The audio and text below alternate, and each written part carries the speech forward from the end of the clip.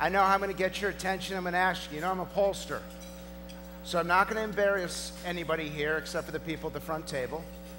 I want to hear by applause, how many of you in this room, of the 3 candidates that are up and running, how many of you in this room would like to see Hillary Clinton as the next president of the United States? Applaud.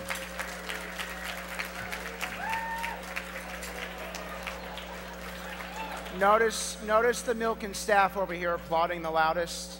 And notice that Michael's not here right now. How many of you would like to see Barack Obama as the next president?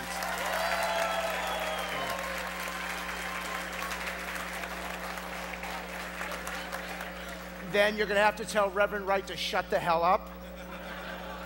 And how many of you would like to see John McCain as the next president?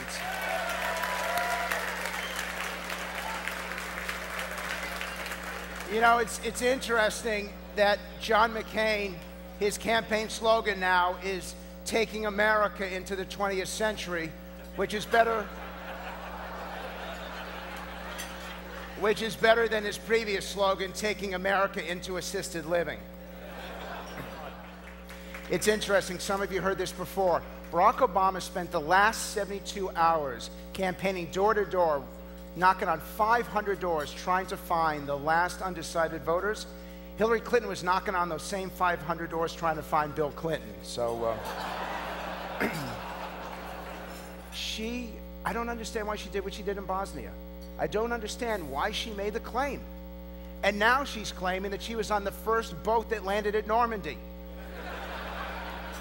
So McCain's response is that he was on the second Battle of Bull Run. I mean, you know, come on. It's interesting to me that Hillary Clinton is you see her in all these videos. Now she's drinking shots and she's going to all the bars in Indiana. It sounds more like a Kennedy campaign than a Clinton campaign. Please welcome John Cleese.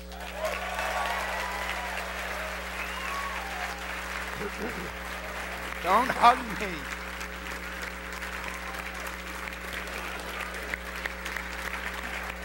Great. John, don't ever touch me again. What is this about Hollywood people? I met with him on this true story. I met with him on Saturday for breakfast, and he opens the door to his house, and he's wearing yellow pajamas and a yellow bathrobe. And I thought when he hugged me that a banana was hugging me. So let me start, Richard, let me start with you. You take a look at the campaign so far. How would you characterize the race overall? First of all, I think it's fantastic. It's the best reality show on television. It's energized this community, this country of ours. More people are attentive and attuned to this race than in my lifetime. Maybe since '68, but I was just a kid back then. But it's like a long heavyweight fight. It's Ali against Frazier, and I wonder when Hillary's down on the mat and she looks to the audience and, you know, looks at Bill, who's eating popcorn and flirting with the girl who holds the cards in between the ring. Where does she get her inspiration? But it's... And you know that she compared herself to Rocky when she was campaigning in Philadelphia. Someone had to remind her that the black guy won. But what about the process? Both of you participated in politics. Both of you come from a world that creates an alternative universe. Is this the right way? You know, we're all supposed to pretend democracy works. Well, what percentage of people vote in this country? Yeah, it was 59% in the last. 59%, 41%. My dentist is one of the nicest men. He won't be bothered to vote. This is the best dentist in Santa Barbara. I didn't know the British the had whole dentists. Thing is so ridiculous, right? What did you say?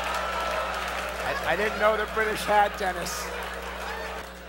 When you're asked to speak on... Just for the record, the British are so poor they can't even afford socks anymore. He's British. He'll go under there. What did you say? Who are the Florida people here? Okay, I would not admit that if I were... Are you proud of being from Florida?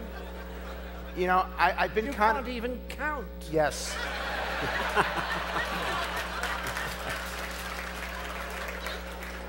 My grandmother can do 6 bingo cards at the same time. She can figure out how to vote. Why can't you guys?